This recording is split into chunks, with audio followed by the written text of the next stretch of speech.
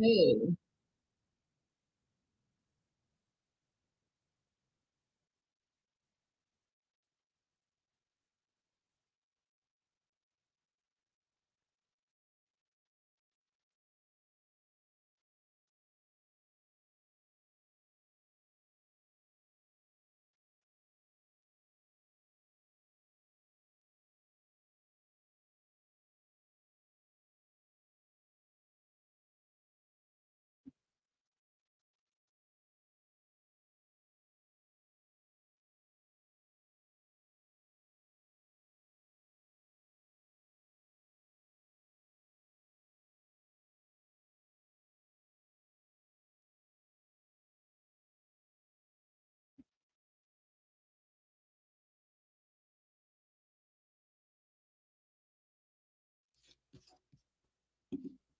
Hello, everybody.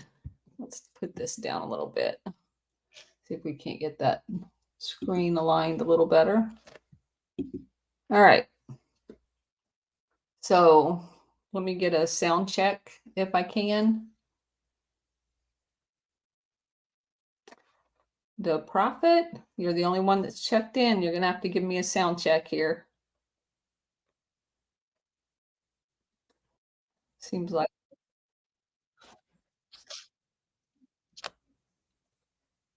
awesome. All right. So we're going to go ahead and get started. We're on chapter 1. We talked a little bit on Tuesday night about the prologue. It was fairly long and extensive and kind of gave us an overview of what we're going to talk about. So we're going to dive right in. It originally takes us back. The name of this chapter is called Behind the Mask, and it takes us back to October of 1895, where 30 Japanese assassins had forced their way into the Korean royal palace in Seoul, and basically went into the queen's private quarters and killed her two ladies in waiting and cornered the queen. Her name was Min. So when her minister of royal household tried to shield her, they basically cut off both of his hands.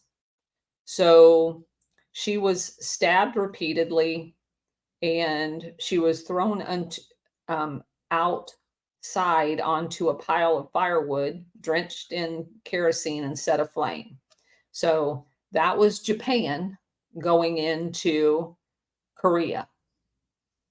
So the American military advisor, General William Dye, was one of several foreigners who heard and saw the killers milling around in the palace compound with drawn swords while the queen was burning. Japan had declared that the murders were committed by quote unquote Koreans dressed as Japanese in European clothes. That may be the first Gladio event on record in 1895, where somebody's dressing as someone else to commit crime. So we're going to go with the fact that they were Japanese assassins. According to the British minister in Tokyo, Sir Ernest Satow, Satow, it was a Japanese legation that had led the assassination. The grisly murder of the queen was a turning point in Japan's effort to gain control of Korea. The queen's husband, King Kojong, Kojong, was kind of an early version of a weak soy boy. And he basically was controlled by the queen. So the queen was allied with China against Japan. So once the queen was dead, Japan basically ruled over the king and put it into their relationship with China.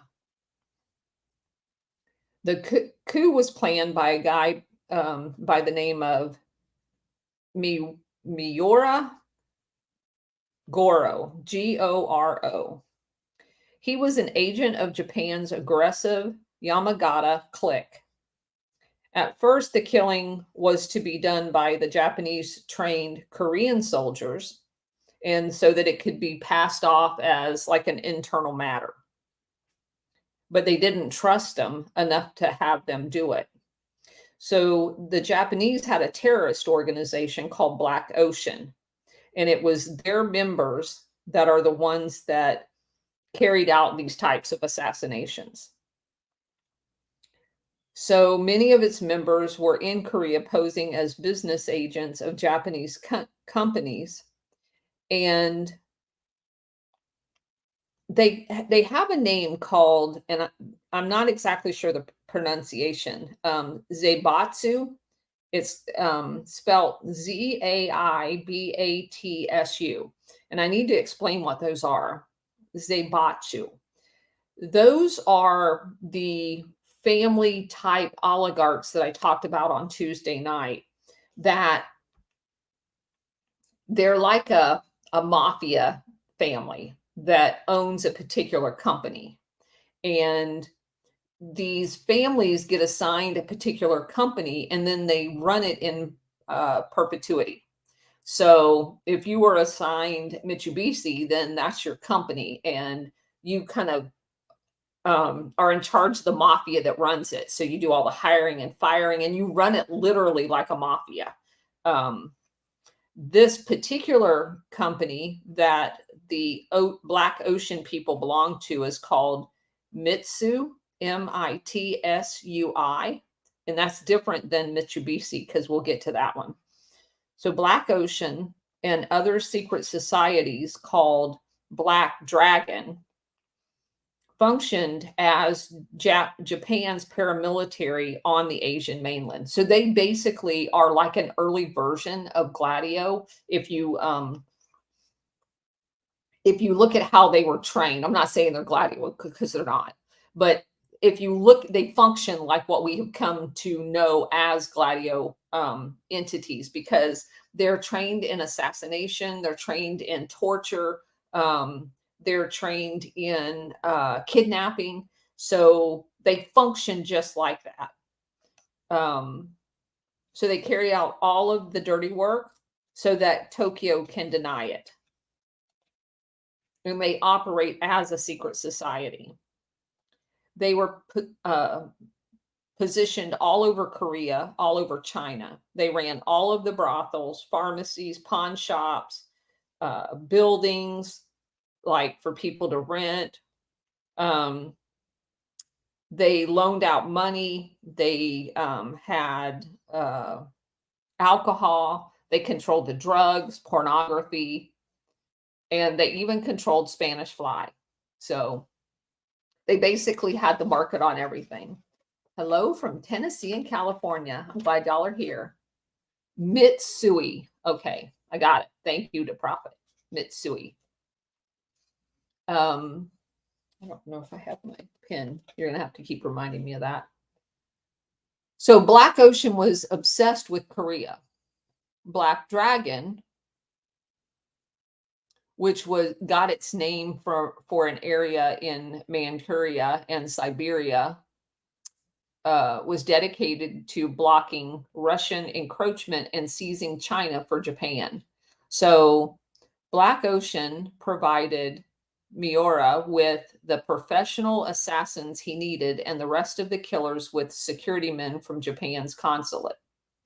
So many of the Japanese leaders, like their statesmen, Ito Hirobumi, were enlightened and reasonable men who would have vetoed the murder had they known about it. So they just don't tell them. But there was a deep contradiction inside of Japan following the Meiji Restoration in the 19th century. Two cliques competed ruthlessly for power behind the throne and influence over the Meiji emperor. Those associated with Ito were more cosmopolitan and wanted to be like the German Bismarck, Kaiser Wilhelm, that kind of used Queen Victoria as a model. Those allied with General Yamagata were the throwbacks to the medieval Japan, where power worked in the shadows and they snuck around. They had assassins, surprise attacks. So those are kind of the competing entities inside of Japan in the early part of the late 18th century and the early 19th century. So Yamagata built a modern conscript army, and he was replacing Japan's gangsters and what they referred to as super patriots. There were key elements in the police state that Yamagata was creating in Japan. Underworld godfathers were a critical component of the ruling structure. So you had members of the imperial family, the financial elite that controlled Japan, and they all had intimate ties to gangsters, kind of like New York City back in the day. Yamagata's army invaded Korea and Manchuria. Gangsters basically kind of honed their talents during this process and became way more lethal. So they also, these crime syndicates played a league in looting Asia. And from 1895 until 1945, when they lost World War II, they spent that entire time stealing treasures out of all of Asia. Queen Min's murder marked the beginning of a half a century of extreme Japanese brutality and industrial scale plunder throughout all of Asia. So you have the Japanese army that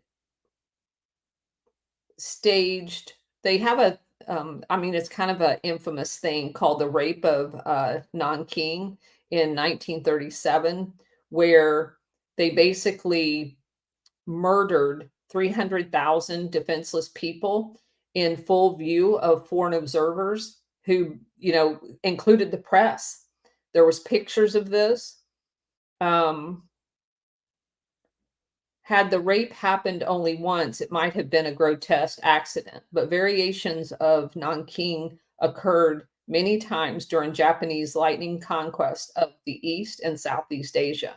By the time they overrun Singapore in 1942, the atrocities committed against overseas Chinese civilians there, the Suk Chiang massacres, were happening all over Southeast Asia, and not only to Chinese.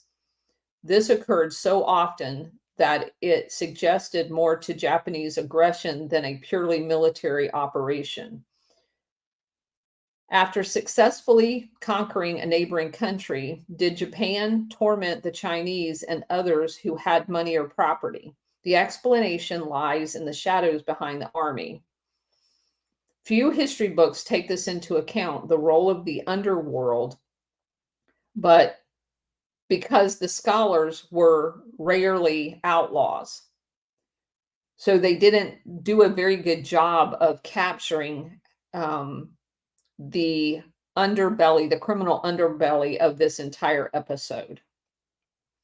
The conquest of Korea was Japan's first experience in foreign plunder on an industrial scale. They were kind of surprised at how much there was there to steal as well. So obviously that area is like, thousands of years old. So they had all kinds of antiquities.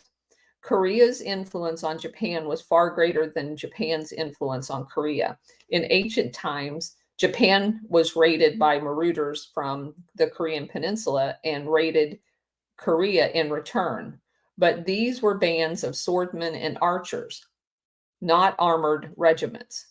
Such raids caused a mutual loathing of Koreans and Japanese that has its parallel in the Catholic and Protestant troubles of Northern Ireland, according to the author.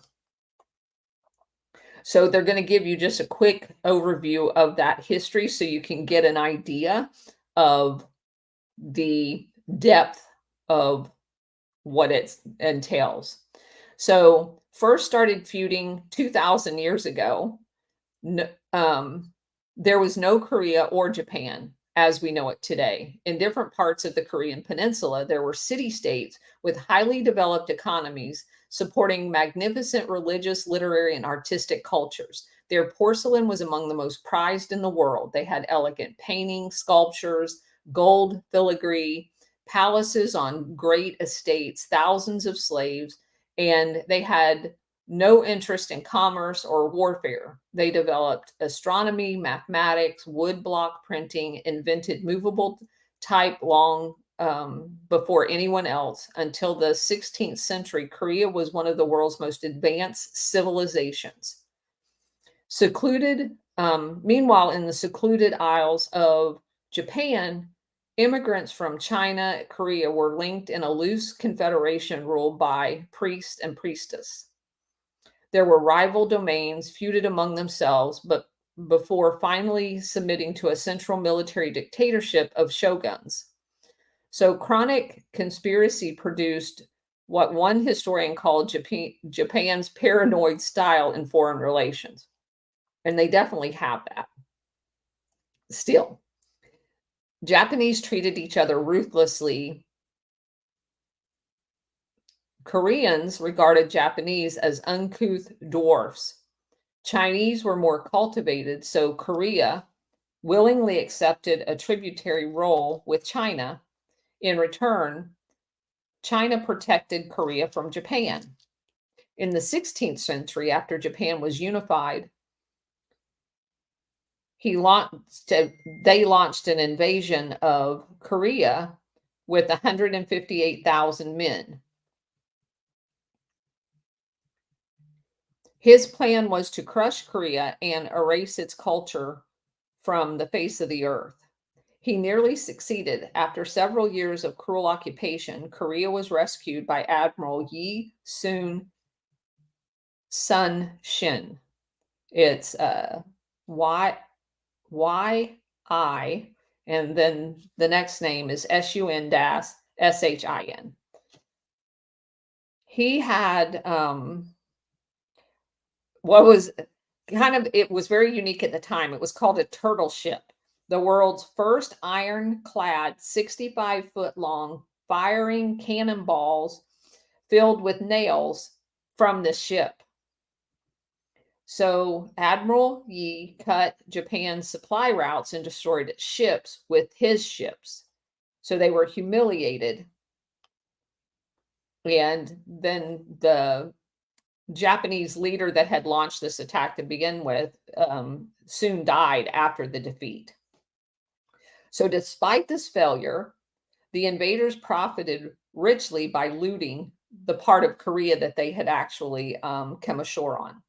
Their army included monks, scholars assigned to steal Korea's finest manuscripts, samurais kidnapped masters of ceramics, such as the great Ri Samfung, and made them slaves in Japan. A Korean scholar said that Japanese were wild animals that only craved material goods and were ignorant. Centuries later, when Japan invaded Korea again, its armies once more included teams of monks and scholars to find and loot the finest art. Korea never recovered. In the 19th century, it was weakest, least commercial country in all of East Asia, ripe for the picking.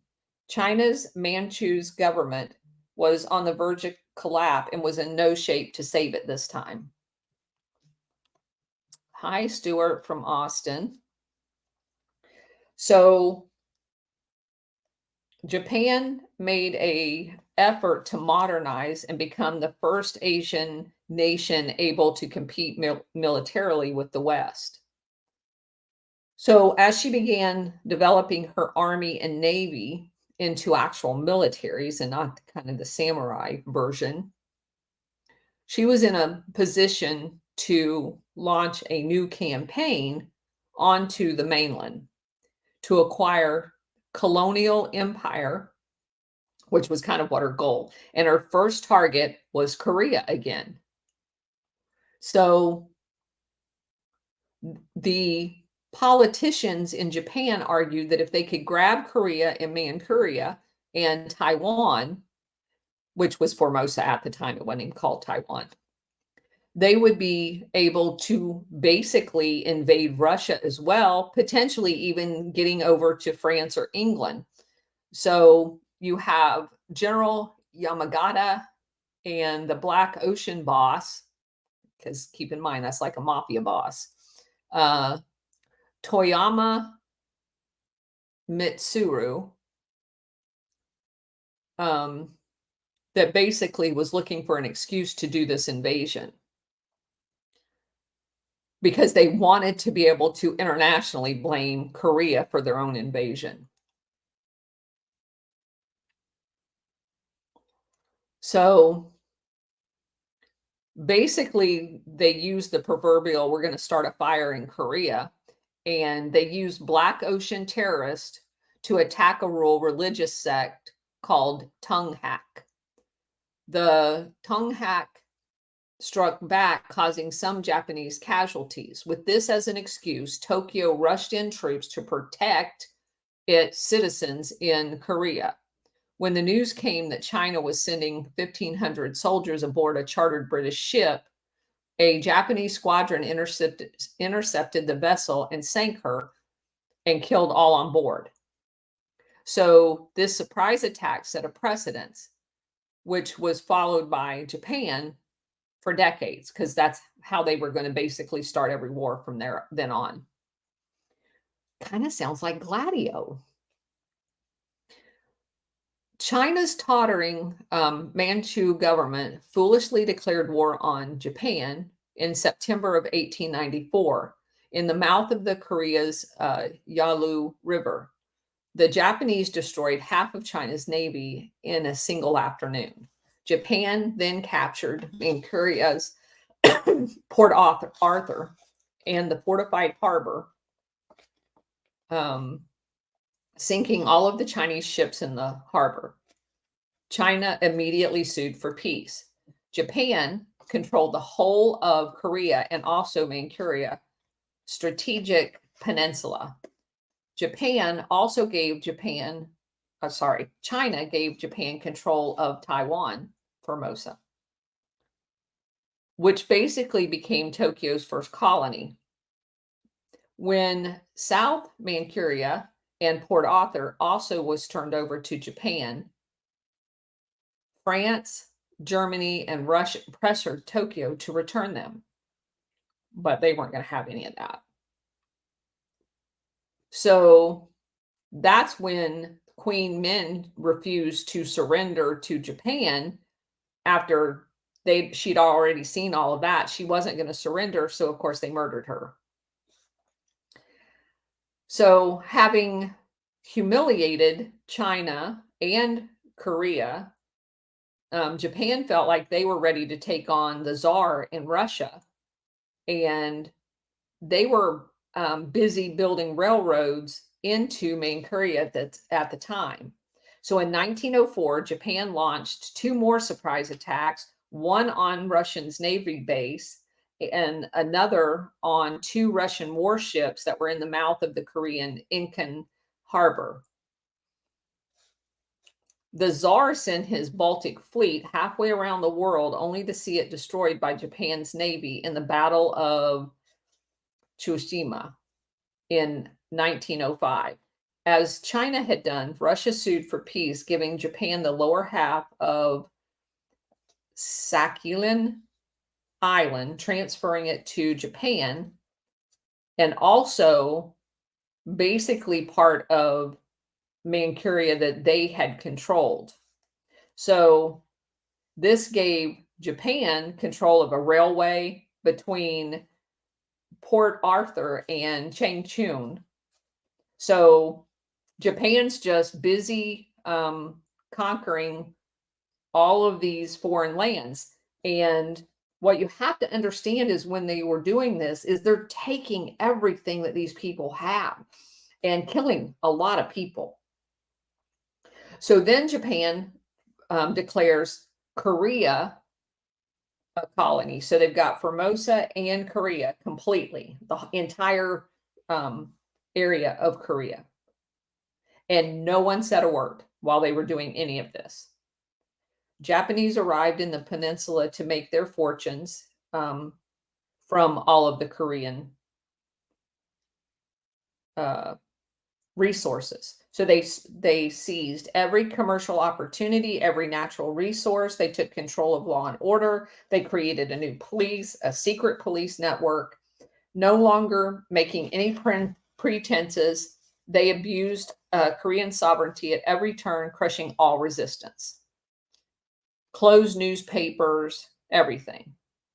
And the Japanese guy that was in charge said, your country does not have power to defend itself. I am not insisting that your country commit suicide. I expect that you thrust forward boldly. The day will come when you will advance to a position of equality with us, and we will cooperate with one another. But they weren't ever going to let that occur. So Ito Hirobumi, it's Hirobumi. He becomes the first Japanese viceroy of Korea. And he sets up basically a national government. Now, I want to also highlight something here. For us, looking back at this, we're aghast at this happening. But this is exactly what the British was doing all over the world. It's exactly what Germany was doing. It's exactly what Belgium did. All of them. They went into these places. They invaded them in the most brutal way and colonized them and basically stole all of the resources. So General Yamagata saw to it that Ito's staff included Black Dragon Boss and basically secretly financed from army funds his kind of mafia thugs that basically went on a rampage, murdering 18,000 Koreans during the time that Ito's served as the viceroy there. So Ito resigned in 1909 and basically was shot dead right after his resignation. And he was even appalled at how awful these gangs were that were assigned to keep the people complacent. So his murder was used as a pretense to demand full annexation of Korea. So basically, the thugs that Japanese installed in Korea kills the guy that the Japanese installed to be in charge of it immediately after he resigned. And then Japan uses that as an excuse to formally colonize Korea. So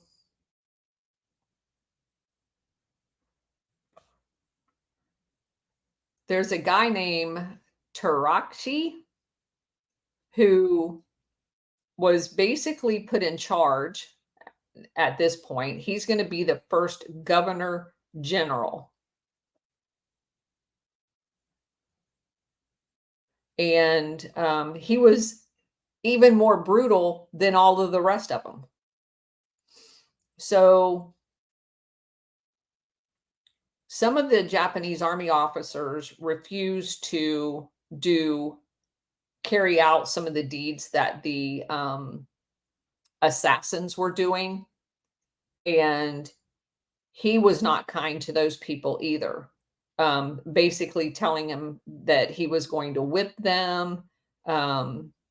He created this sadistic police force and ordered it to use torture. And It said he's quoted as saying, "No Oriental can be expected to tell the truth except under torture." So basically, they set up their own Japanese Gestapo. And most of the people that carried out this kind of Gestapo level tyranny wore civilian clothes that could only be identified by a chrysanthemum crest on the underside of a lapel on their clothes. So they basically created this spy informant terrorist network, kind of like they did in Vietnam under the Phoenix program. And they basically it grows to be about 35,000 people, and they spread it over all of the territories as they acquire them, like the Philippines and the Malaysia and Indonesia, because they went everywhere. So Korean resistance didn't go away. They still fought back. In 1912, some 50,000 Koreans were arrested. By 1918, the number rose to 140,000. So during Korea's first 10 years of Japanese rule, even Japanese school teachers wore uniforms and carried swords. Japan's army stood guard, and the Black Ocean thugs pillaged the peninsula. Excuse me. Japanese police controlled rice production, and the majority of it was not fed to the locals. It was shipped back to Japan. So they extorted people, intimidated, kidnapped, murdered, blah, blah, blah. And Tarachi's style was so brutal that Japanese bankers and businessmen made a public display of showing contempt for mercy. Eventually, the Tarachi style spread across Asia, remaining in place until 1945. Japan did modernize Korea in their industry area. However, the Korean workers were paid a fourth of the wages that the Japanese counterparts were working in the same factories, and they were forced to eat millet where the Japanese ate their rice. So there was just nothing left. I mean, they're just totally humiliating them. The chrysanthemum is still used as the official government emblem of Japan.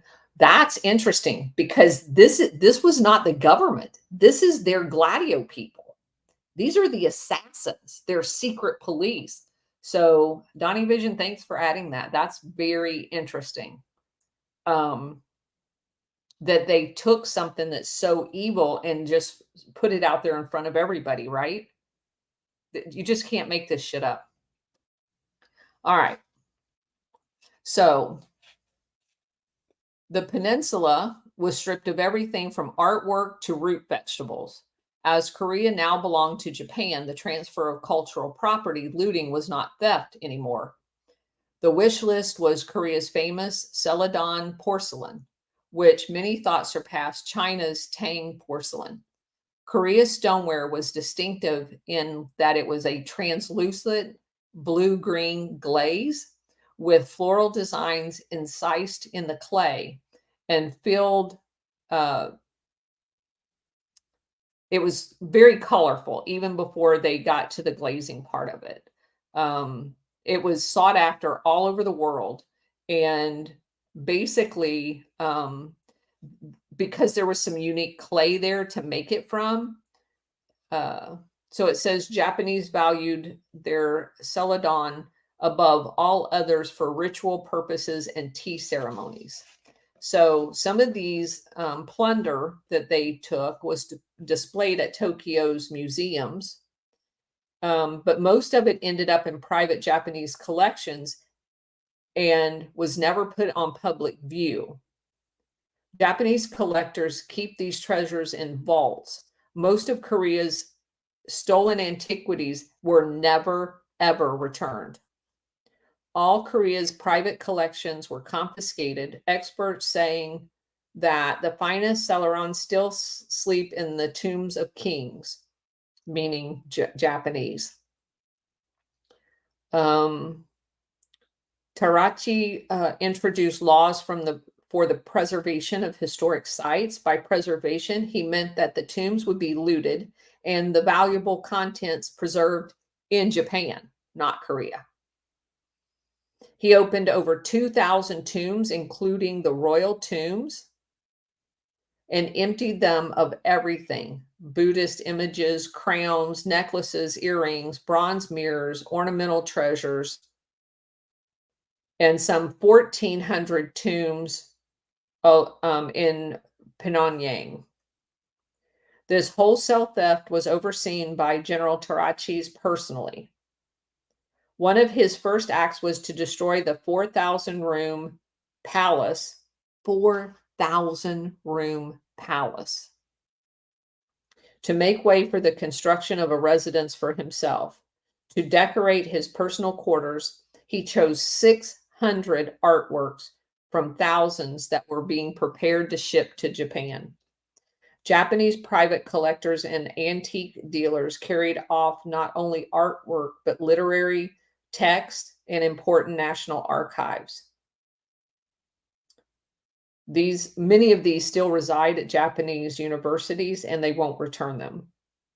Tens of thousands of the finest books listed as Koreans' national treasures, including all 1,800 volumes of the Rai Dynasty archives, were shipped to Japan. Scholars say some 200,000 volumes of ancient books of lesser distinctions were then burned as part of a deliberate program to erase Korea's history. 42,000 cultural relics, including ancient manuscripts taken to Japan for study, were never returned. For good measure, Japanese used dynamite to blow up monuments, several of them, to include ones to Buddhist priests. Japan's aim, said Korea historian, was to eradicate the consciousness of Korean national identity, roots and all, and thus to obliterate the very existence of the Korean people from the face of the earth. Once stripped of their heritage and identity, Koreans would be made into second-class citizens underneath the Japanese. Divested of their inherited land, their names were changed to Japanese names. They were forced to adopt Shito in place of their own Buddhist religious beliefs. Japanese emperor would be their only god, and Korea, who refused to acknowledge his divinity, were arrested, tortured, and murdered. Religious metalwork was removed and melted down into other things. Koreans were to speak only Japanese. Korean newspapers were closed, political parties disbanded. You could only print stuff in Japanese. All schools taught Japanese, and at home, Koreans were expected to speak Japanese to each other. And basically, if you didn't, and somebody ratted you out, you get tortured. So in 1907, Tokyo forced King Kojo to abdicate in favor of his retarded 10-year-old son. They styled the boy a crown prince and sent him off to Tokyo, claiming that he'd be educated next to the grandsons of the Japanese emperor. In truth, the boy was a hostage whose survival depended on continued cooperation by the Korea's royal family. For some reason, Emperor Meijing found the boy sympathetic and lavished attention and gifts on him, the sort of affection he never demonstrated towards his own grandsons. The boy was easily persuaded to sign away his claim to the Korean throne. Thousands of other Korean artifacts were forcibly removed by Japan. It's impossible to come forward later with a precise list of what was stolen because there was no inventory made of many of the things. So in 1965, South Korean government demanded the return of 4,479 items that had been able to be identified individually. Of those, Japan grudgingly returned 1,432, taking another 30 years to do so. The great mass of Korean cultural treasure remains in Japan to this day, in private collections, museums, and in the vaults of the imperial family. So let that be point number one when we get to the point where John Foster Dulles negotiates that BS peace treaty at the end of World War II. They are acknowledging that they were not broke. They had mountains of treasure. There always are collaborators. Over 40 years, a Japanese antique dealer named Nakata amassed a fortune looting and exporting ancient celadons. His partner was a former high official of the Ri dynasty, who also became a millionaire. Most Korean landowners were stripped of their estates and agricultural property, which were snapped up by Japanese developers. One developer acquired over 300,000 acres in Korea, where he intended to settle Japanese immigrants. As tenant farmers, their lost land and urban poor were rounded up and shipped off to slave labor camps in mines and construction brigades in Japan. 60,000 Koreans were forced to toil as slave laborers in coal mines and military factories in Siberia. 43,000 were still in the Siberia at the end of World War II.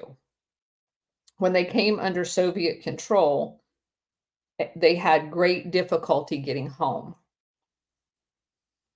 In 1945, before 1945, it's believed that over 6 million Korean men were forced into slave labor battalions. 6 million. You see that number a lot in World War II, don't you? 6 million Korean men turned into slaves. Of these, nearly 1 million were sent to Japan. Others were sent to the Philippines and to the Dutch East Indies to do construction work for the Japanese Army and Navy and to dig tunnels and bunkers for war loot, where they were worked to death or buried alive to hide the location. That's what happens in the Philippines, as we're going to get into in other chapters. August 24th, 1945, a group of 5,000 Korean slave laborers who had spent the war digging a major underground complex for war loot in Japan's Amari prefecture were put aboard a warship to be taken home to Korea. The ship sailed first to a Navy base on the west coast of Japan. There, the Koreans were sealed in a cargo hold, and the ship was taken offshore and blown up. Out of the 5,000 Koreans aboard, only 80 survived. Tokyo claimed the Koreans locked in the hold had done that themselves. 57 years later, 15 of those survivors and relatives of others at last had won a lawsuit against the Japanese government for compensation. 57 years later. A court in Kyoto ruled in August 2001 that the Japanese government must pay 3 million yen, less than $30,000, to each of the plaintiffs. That's so disgusting.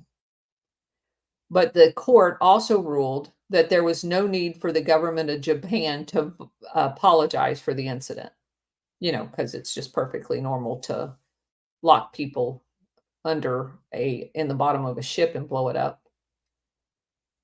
Aside from the 6 million Korean men as slave laborers, tens of thousands of young Koreans were conscripted into the Japanese army.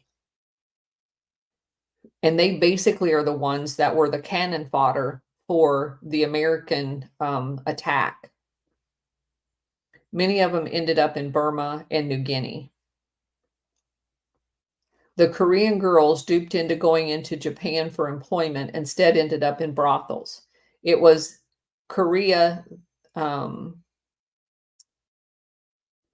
that set up its first official army brothels it was in Korea that the Japanese set up brothels originally in 1904. They were filled with kidnapped women and girls, forerunners to hundreds of thousands of Korean women later forced to serve as comfort women in army brothels all over Asia. Koreans were targeted because it is believed that Japanese women and girls were forced into prostitution. The soldiers would have mutinied.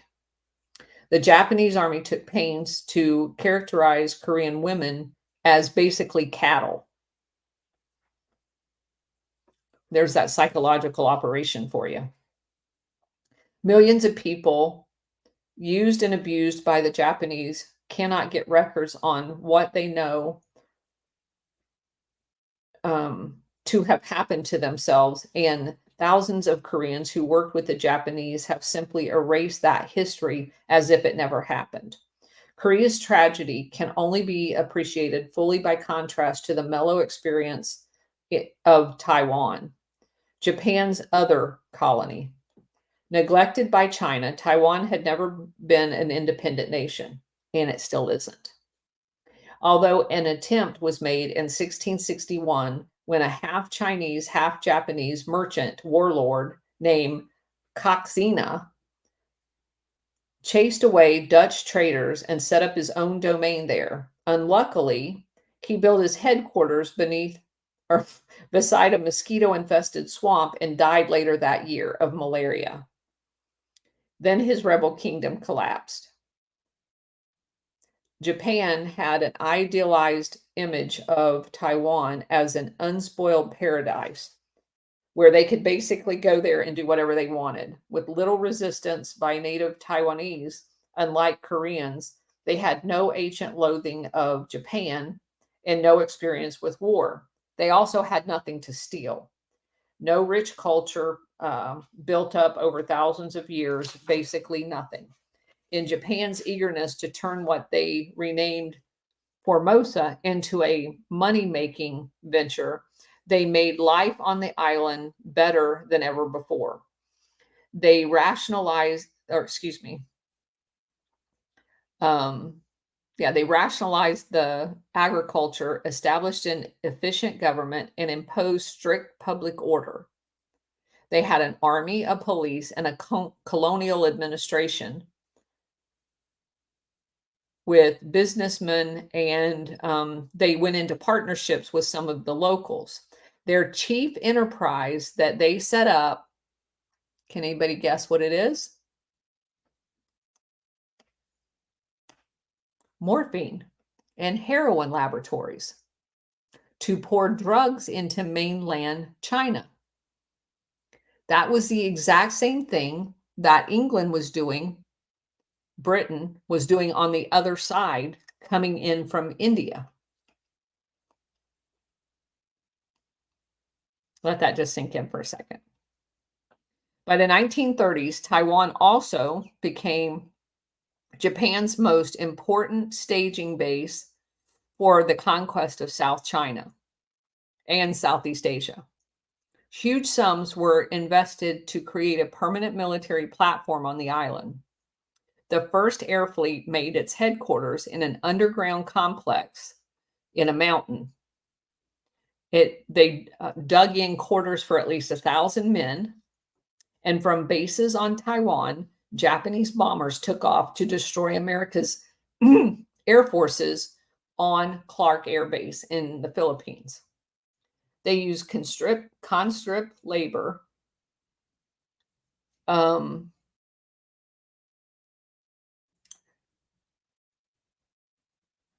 and let's see.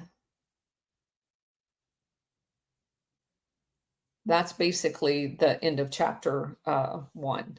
So that's probably all we're going to do tonight. But I do want to highlight what we just learned. So the Japanese sets up opium and morphine heroin labs on Taiwan, Formosa, Taiwan. So I want everybody to understand this. Taiwan has over 50 pharmaceutical plants today on this tiny little island. In France, part of Operation Gladio illustrated that all of the white powder refining of heroin is done in what is called pharmaceutical laboratories. So they had this humongous one in Marseille, France, where the Corsican mafia operated. And the chemist that was there is the one that had kind of marketed this number 4 refined, like the best heroin in the world. And lots of people experimented with trying to make it as well as he did. But this is so critical to what's going on today, because I have explained multiple times on here how they use the word national Chinese to describe Chiang, the drug guy. Chiang was the world's most prolific drug trafficker in history. He started off working with the Brits, bringing it into the west of China, in from India. He then was working in South China with the Flying Tigers, the Chennaults, all of that. He's then, with Mao, pushed out of China into Burma, and they operate there for a little bit. And you've got Lansdale and all of the CIA guys in it by now. And then the Burmese government kicks them out of there. And where does Chiang go? And his army. And his army is called KMT. Where do they go? They went to Taiwan. So you have the world's most prolific drug trafficker as the guy that takes over Taiwan after Japan loses World War II. He takes his KMT army, he changes it into a political party, and he rules it for a very long time, and his son succeeded him. Yes, he ran from Mao because Mao didn't want him drugging Chinese people. So regardless of whatever we think of China today, we need to understand that we've been lied to about what our history is. And I'm not saying that Mao's good. Don't misunderstand what I'm saying. I am saying that Mao was the actual nationalist that wanted Chiang out of the country. And he is by blood Chinese. Chiang is. There is no such thing as a Taiwanese. That's not even a thing. They're all Chinese. So you have one really evil Chinese drug guy, and you have another evil Chinese guy that's going to turn into what we've been taught to hate, Mao. And so you've got Chiang, Mao. Mao is doing what's best for the Chinese people, at least at this one point, and kicking the drug guy out. So the drug guy goes to Taiwan, and over the course of the next several decades, they build out an entire operation where they become the most prolific drug supplier in the world. Out of Taiwan, not China. And I did post that thing earlier. Let me see if I can find it real quick, where you end up with it actually saying, I'm going to see if I can find it real quick. Just give me 1 second.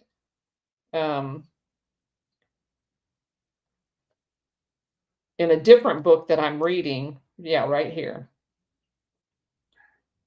In the early 70s, the opium bankrollers in Taiwan sent out through their international lobby the World Anti-Communist League. So let me read that again. The World Anti-Communist League is the international lobby for Taiwan. That's what this author is saying. And for those who are new, the World Anti-Communist League is the apparatus under the title anti-communist that all of Gladio's meetings happened, right? So I'm getting sent, Bridget's sending me, or Liza's sending me, somebody's sending me rainbow pictures.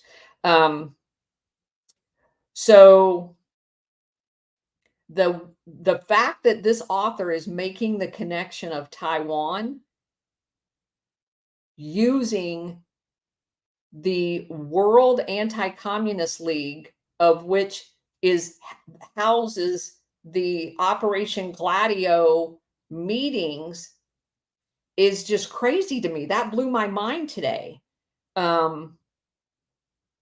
So that's profound to me. Taiwan may be much bigger than what we think. So it says, let me start over. Through their international lobby, the World Anti-Communist League, propaganda charging Red China, meaning Mao's China, with, quote, the drugging of the world, unquote.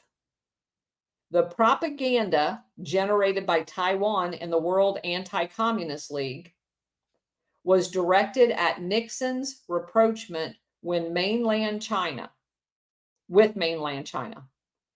A 1972, basically DEA, report stated, however, that, quote, not one investigation into heroin traffic in the area in the past 2 years indicated Chinese communist involvement, unquote.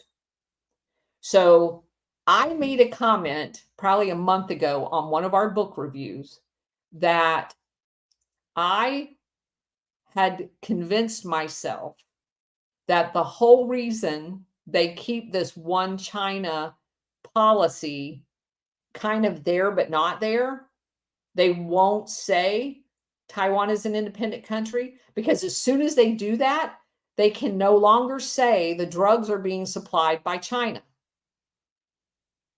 So this is a narrative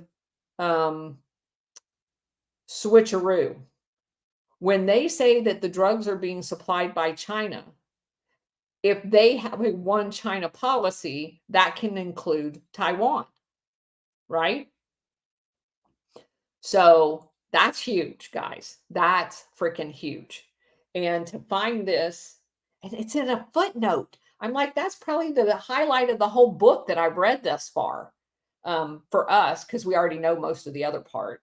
That's just huge. And the fact that they're calling the World Anti-Communist League a Taiwan lobby, I'm floored. I'm floored. So at some point, we're going to have to do a little bit more investigating into Taiwan, because there's something big sitting there, something really big. Anyway, all right. So that's it for tonight. And we will do one this weekend. It's probably going to be on Sunday evening. And I'll make sure that's updated for everybody, because it's going to be getting good. We'll be on to chapter 2. And chapter 2 is about a rogue samurai, just so that y'all can have a heads up. And I understand the first couple of chapters is kind of slow, but it is very important for everybody to understand that our history that we've not been taught. Okay. It's very important to understand how affluent Korea used to be and how affluent it was even after World War II, before what happened. And we're going to talk a little bit about that when we get to that part, because what happened in Korea is not anything that you believe it is. That's a whole nother lie. And we will spend a little bit of time talking about that in the middle of this book. It won't be parts from this book. It's research that Bridget and Liza and I've done, but I do want to bring it to you because it's relevant to this entire story. So anyway, I will see you again Sunday. And thanks for being here, everybody. So I need to ask you guys, because I know there's a lot of new people here. And thank you for being here, by the way. If you give us a thumbs up on the bottom of the page over there, that helps people find our videos. That's something to do with algorithms. Otherwise, I don't really care. Also, if you can follow us, if you haven't, we're up to 1.57 followers, which is huge, thousand. Because I'm committed to getting our history out to everybody in a format that's easy to follow. So thanks again for being here, everybody. Love you all. Have a next couple of days, and I will see you on Sunday.